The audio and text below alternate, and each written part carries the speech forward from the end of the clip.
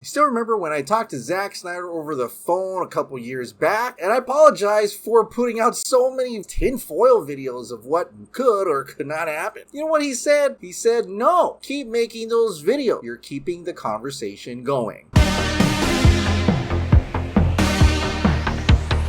Hey, welcome back to the Ping Pong Flix. My name is Chris Wong. Today we're just going to talk about the Flash movie and release the Ayer cut. Alright, let's talk about the Flash movie. Now, Andy Muschietti's The Flash movie starring Ezra Miller as Barry Allen is coming out next year. And just as much people anticipating the movie, other peoples are fearing the movie as well. One side said that it is going to erase the Snyderverse and try to reset the universe. And the other side says, no, it's gonna honor the Snyderverse and in a way continue off of it or include it into its grand scheme. But whatever side you believe, I tend to be optimistic that there are people within the studio and the people making the films who want to make their own movie. And if it's true that Andy Muschietti does love the Snyder Cut, he intends to kind of capture the Snyder Cut in his film. In which case, meaning preserving the characters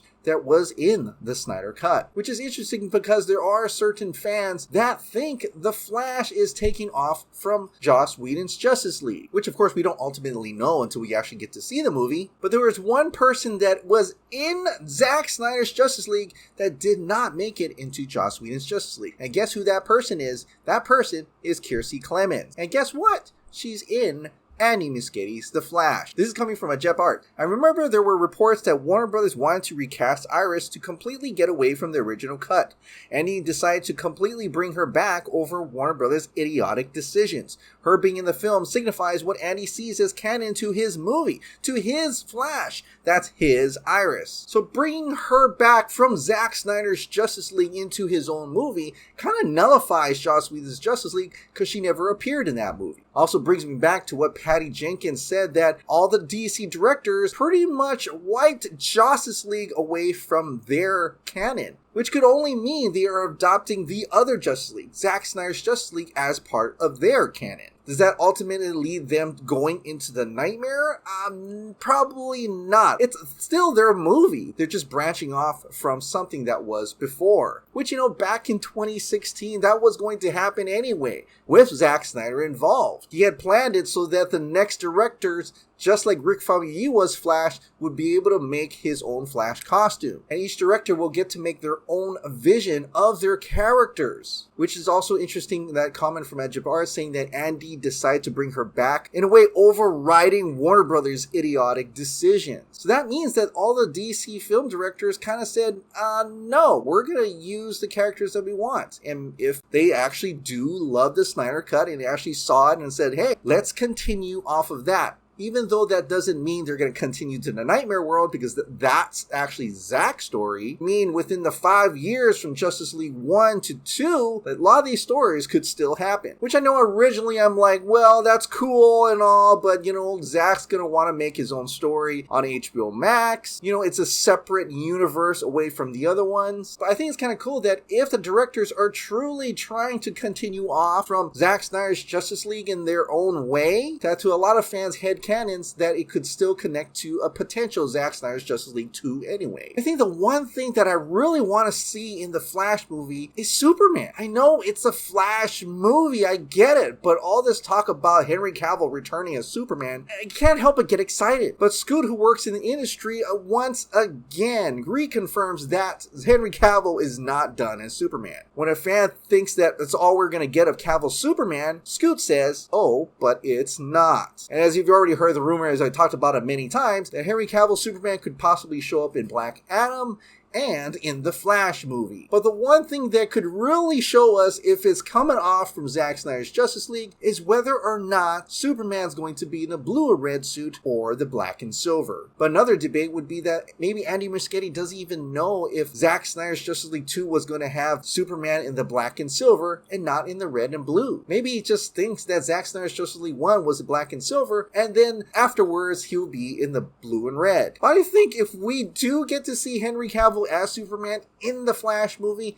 and he is wearing a black and silver color scheme, that probably just spells out that Andy Muschietti indeed saw the Snyder Cut and said, I want to just kind of continue off from that. And who knows, if and when Zack Snyder does come back to make Justice League 2 and 3, he may think up of new ideas seeing the movies that are out now and said, hey, I want to utilize that. Just like he saw Jared Leto's Joker and says, you know what, I'm going to call up Jared Leto, see if he wants to be Joker in my movie, which is something that wasn't in the original plans for Justice League. Things change, things evolve, and Zack Snyder is no stranger to adopting new ideas. Alright, let's talk about David Ayer's Suicide Squad, or the Ayer Cut. Now, apparently rumors are going around that the Ayer Cut will be announced at DC Fandome. Coming out on October 16th, are we going to actually see an announcement for David Ayer's cut of Suicide Squad? Well, a site called Binge to put this out. Are we really getting the Ayer Cut of the 2016 Suicide Squad?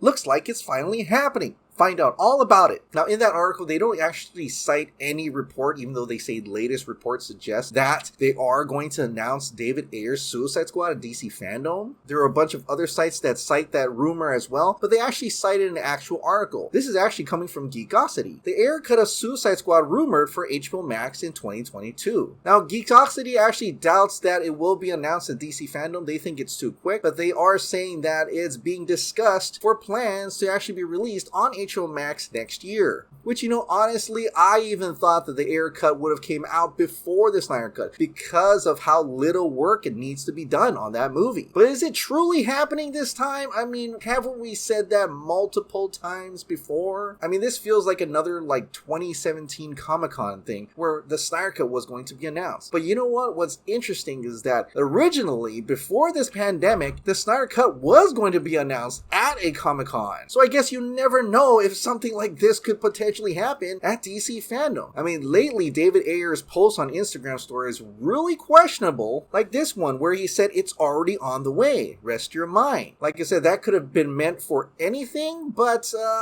you know, we're Ayer Cut fans, and he should be seeing it been posted around on Twitter, but he hasn't responded or even said that that's nothing to do with the Ayer Cut. And he's been very chummy with Warner Brothers in terms of supporting James Gunn and the Suicide Squad. In fact, his recent Warner Brothers tweet was about this, saying that they're actually really cool people. And it's my truth. It's also my home studio. Which makes you wonder if something actually happened, and maybe Ann Sarnoff and Toby Emmerich kind of gave in to David Ayer's Suicide Squad. But I also recall what John Aaron Garza was saying, that, hey, if they do actually release the Ayer Cut, that is the last of the stronghold that Ann Sarnoff and Toby Emmerich have in the company. That means their power is dwindling or gone. Or maybe they had a change of heart. I don't know. Some have said that once they release the Ayer Cut, that's it. That's all they're going to do with the Snyderverse.